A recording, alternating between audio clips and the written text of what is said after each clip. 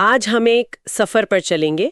एक ऐसा सफ़र जो तिब्बत के बर्फीले पहाड़ों से शुरू होता है, फिर लद्दाख की गहरी घाटियों से गुजरता है और अंत में अरब सागर में जा मिलता है। ये सफ़र है सिंधु नदी और उसके विशाल तंत्र का। बिल्कुल। हमारे पास जो स्रोत है वो इस पूरे सिस्टम की एक बहुत ही साफ तस्वीर पेश करते हैं। तो आज हम इसी पूरे जाल को परत दर परत समझने की कोशिश करेंगे। जी। और इस सफर को शुरू करने से पहले एक बात समझना जरूरी है। भारत की नदियों को हम मोटे तौर पर दो परिवारों में बांट सकते हैं। हिमालय की नदियां और प्रायद्वीप की नदियां। हाँ, सिंधु, गंगा और ब्रह्मपुत्र ये सब हिमालयी परिवार का हिस्सा हैं और इनकी खासियत यह है कि ये ग्लेशियरों से जन्म लेती हैं। मतलब इनमें सिर्फ बारिश का पानी नहीं बल्कि पिघलती बर्फ का पानी भी साल भर रहता है। सही कहा। इसीलिए ये बारहमासी हैं और आज हमारा फोकस है सिंधु नदी तंत्र पर। तो चलिए सीधे मुद्दे पर आते हैं। अगर इसके स्केल की, इसके आकार की बात करें तो ये कोई छोटी मोटी नदी नहीं है। बिल्कुल नहीं। नए आंकड़े बताते हैं कि इसकी कुल लंबाई करीब करीब 3180 किलोमीटर है और इसमें से 1100 किलोमीटर से ज्यादा का सफर ये भारत में तय करती है। और इसका फैलाव ही इसे महान बनाता है। ये 3 देशों की कहानी कहती है। चीन के तिब्बत से शुरू होकर भारत के लद्दाख से गुजरती है और फिर पाकिस्तान में अपना सबसे लंबा सफर तय करके समंदर में मिल जाती है। जी, ये दुनिया की सबसे लंबी नदियों में से एक है। तो फिर चलिए कहानी की शुरुआत वहीं से करते हैं जहां से ये नदी जन्म लेती है। इसका स्रोत कहाँ है? इसका जन्म होता है तिब्बत में, पवित्र मानसरोवर झील के पास बोखर चू नाम के ग्लेशियर से। बोखरचू। हाँ, लेकिन दिलचस्प बात इसका स्थानीय नाम है। वहां इसे कहते हैं सिंगी खम्बन। सिंगी खम्बन मतलब शेर का मुख। क्या जबरदस्त नाम है। जी, शायद इसलिए कि जहां से ये निकलती है वहां इसकी धारा में वैसी ही ताकत और गर्जना महसूस होती होगी। तो ये शेर भारत में कहाँ से दहाड़ता हुआ दाखिल होता है? ये भारत में लद्दाख के दमचोक इलाके से प्रवेश करती है। हाँ। और यहाँ इसका रूप बहुत अलग है। ये पहाड़ों की नदी है। ये लद्दाख और जास्कर जैसी विशाल पर्वत श्रृंखलाओं के बीच एक गहरी खाई बनाकर बहती है। और मैंने पढ़ा है कि यहीं पर ये एक बहुत ही हैरत अंगेज चीज बनाती है, भुंजी नाम की जगह पर। हाँ, वो एक भूगोलिक अजूबा है। भुंजी में सिंधु दुनिया के सबसे गहरे गॉर्जों में से एक बनाती है। गॉर्ज मतलब एक बहुत ही तंग घाटी जिसकी दीवारें लगभग सीधी खड़ी होती हैं। बिल्कुल। आप कल्पना कीजिए, नदी नीचे बह रही है और दोनों तरफ हजारों फीट ऊंची पहाड़ की दीवारें हैं। ये नदी सचमुच पहाड़ों को चीर कर अपना रास्ता बनाती है। और लद्दाख का दिल यानी लेह शहर, वो भी तो इसी नदी के किनारे है। जी, लेह शहर सिंधु के दाहिने तट पर स्थित है। अच्छा। भारत में अपना सफर पूरा करने के बाद ये नंगा पर्वत के पास एक बहुत तीखा मोड़ लेती है और चिल्लास के पास से पाकिस्तान में दाखिल हो जाती है। सिंधु तो अपने आप में एक कहानी है, लेकिन इसकी असली ताकत तो इसकी साथी नदियों से बनती है, मतलब पंचनद। हाँ, 5 नदियों की धरती पंजाब। तो चलिए एक एक करके इन पांचों से मिलते हैं। शुरुआत झेलम से करते हैं। झेलम, जिसका एक और खूबसूरत नाम है वितस्ता। इसका जिक्र हमारे कई प्राचीन ग्रंथों में मिलता है। झेलम का जन्म जम्मू कश्मीर में बेरीनाग या शेषनाग झील से होता है। कश्मीर घाटी की पूरी जिंदगी इसी नदी के इर्द गिर्द घूमती है। और श्रीनगर शहर, वुलर झील, ये सब इसी के रास्ते में है। जी हाँ। और इसकी एक और खासियत है कि ये मैदानों में गोखुर झील बनाती है, जिसे ऑक्सबो लेक कहते हैं। अच्छा, वो जो यू आकार की झीलें होती हैं जो नदी के रास्ता बदलने पर पीछे छूट जाती हैं, है ना? बिल्कुल वही। इस पर तुलबुल और उरी जैसी महत्वपूर्ण परियोजनाएं भी हैं और इसकी मुख्य सहायक नदी है किशनगंगा, जिसे पाकिस्तान में नीलम नदी कहते हैं। सही, ठीक है। तो ये हुई झेलम। लेकिन अगर हम सिंधु की सबसे ताकतवर साथी की बात करें पानी की मात्रा के हिसाब से, तो वो चिनाब होगी। बिल्कुल। चिनाब सिंधु की सबसे बड़ी सहायक नदी है। इसका प्राचीन नाम है असिकनी। और इसका बनना भी अपने आप में एक कहानी है। ये एक नदी के तौर पर पैदा नहीं होती। जी, ये 2 धाराओं के मिलने से बनती है। हिमाचल प्रदेश में बारालाचा दर्रे के पास से 2 धाराएं निकलती हैं, चंद्र और भागा। और ये दोनों तांडी नाम की जगह पर मिलती हैं। हाँ, और वहीं से इनका नाम हो जाता है चिनाब।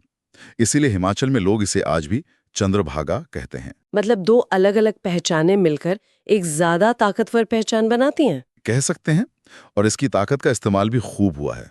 सलाल, बगलिहार, दुलहस्ती, ये सब बड़े बड़े बांध इसी पर बने हैं। इसके बाद आती है रावी नदी, जिसका प्राचीन नाम परुष्णी है। जी, रावी। ये हिमाचल के रोहतांग दर्रे से निकलती है और खूबसूरत चंबा घाटी से होकर बहती है। और रंजीत सागर बांध, जिसे थीन बांध भी कहते हैं, वो इसी पर है। हाँ। अब पंचनद में एक नदी ऐसी है जो थोड़ी अलग है, जो पूरी तरह से भारतीय है। आप ब्यास की बात कर रही हैं? जी, ब्यास। हाँ, ब्यास, जिसका पुराना नाम विपासा था। पंचनद की इकलौती ऐसी नदी है जो अपना पूरा सफर भारत में ही तय करती है। इसका उद्गम भी रोहतांग दर्रे के पास ब्यास कुंड से होता है। और ये पंजाब के हरीके नाम की जगह पर सतलज में मिल जाती है। और हरीके बैराज का नाम आते ही तो एक और बहुत बड़ी चीज याद आती है। इंदिरा गांधी नहर। बिल्कुल, भारत की सबसे लंबी नहर जो राजस्थान के रेगिस्तानी इलाकों तक पानी पहुंचाती है, उसका स्रोत यही जगह है। सही कहा। मशहूर पोंग बांध भी इसी ब्यास नदी पर है। और अब आते हैं पंचनद की 5वीं और बहुत ही महत्वपूर्ण नदी पर, सतलज। सतलज, प्राचीन नाम शतुद्री, ये भी सिंधु की तरह भारत के बाहर से आती है। इसका स्रोत तिब्बत में मानसरोवर के पास राक्षसताल है। राक्षसताल? जी, नाम भले ही ऐसा हो, लेकिन ये नदी जीवनदायिनी है। तिब्बत में इसे लांगचेन खंबाप कहते हैं, यानी हाथी नदी। अच्छा। ये शिपकीला दर्रे से हिमाचल में प्रवेश करती है और फिर इस पर बनता है भारत का सबसे ऊंचा गुरुत्वीय बांध, भाखड़ा नांगल। हाँ, भाखड़ा नांगल बांध। और इसके पीछे जो विशाल झील बनी है, गोविंद सागर, वो भी देखने लायक है। तो ये पांचों नदियां अलग अलग जगहों से आकर अलग अलग सफर तय करके अंत में मिलती हैं, लेकिन इनका मिलना भी एक साथ नहीं होता है ना? नहीं, इनका मिलन भी चरणों में होता है। इसे थोड़ा आसान करते हैं तो एक तरफ झेलम और रावी, ये दोनों जाकर चिनाब में मिल जाती हैं। सही। तो चिनाब और ज्यादा बड़ी हो गई।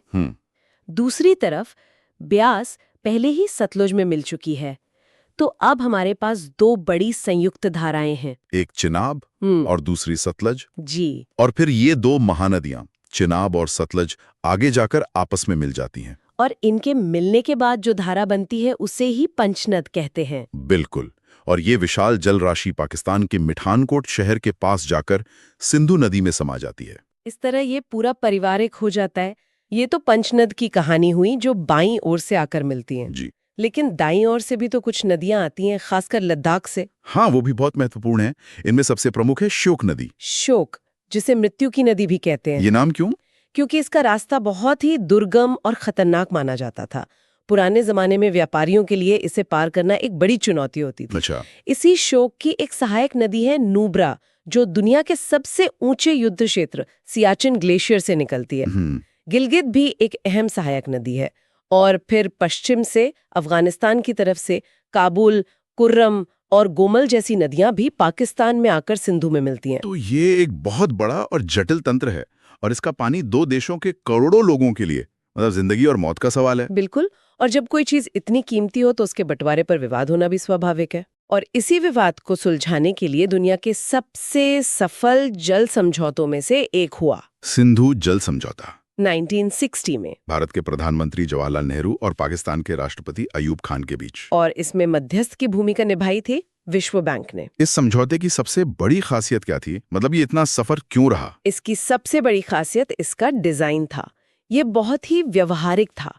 इसमें भूगोल को आधार बनाया गया। कैसे? नदियों को दो समूहों में बांटा गया, पूर्वी नदियां और पश्चिमी नदियां। अच्छा। 3 पूर्वी नदियां रावी, ब्यास और सतलुज, जो भारत के हिस्से में ज्यादा बहती थी, उनका लगभग पूरा नियंत्रण भारत को दे दिया गया। और पश्चिमी नदियां, यानी सिंधु, झेलम और चिनाब, उनका पानी पाकिस्तान को मिला। भारत को इन नदियों पर कुछ सीमित अधिकार दिए गए, जैसे बिजली बनाने के लिए प्रोजेक्ट्स, लेकिन हम इनके पानी को रोक या मोड़ नहीं सकते। मतलब एक बहुत ही साफ बंटवारा कर दिया गया। जी, ये एक तरह से पानी के बंटवारे का बहुत ही प्रैक्टिकल हल था, और शायद इसीलिए इतने युद्ध और तनाव के बावजूद ये समझौता आज तक टिका हुआ है।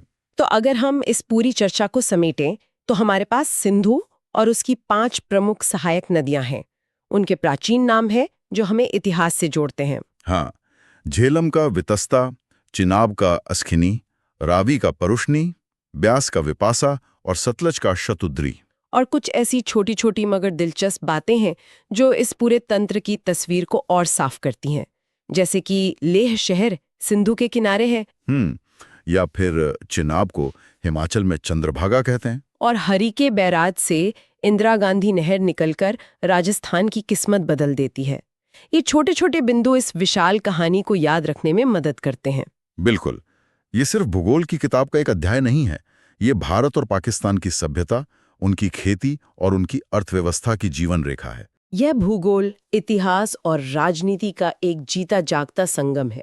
इस तंत्र को समझना इस पूरे क्षेत्र की जटिलताओं को समझने की दिशा में एक बहुत जरूरी कदम है। और इस चर्चा के बाद सोचने के लिए एक सवाल ये भी उठता है, सिंधु जल समझौते ने दशकों तक दो पड़ोसियों के बीच पानी के बंटवारे का एक स्थिर ढांचा तो दिया है, लेकिन क्या भविष्य की चुनौतियां जैसे कि जलवायु परिवर्तन, तेजी से पिघलते ग्लेशियर और दोनों देशों में पानी की बढ़ती मांग, क्या ये सब मिलकर इस ऐतिहासिक समझौते पर पुनर्विचार के लिए दबाव बनाएंगी? ये एक ऐसा सवाल है जिसका जवाब शायद आने वाला वक्त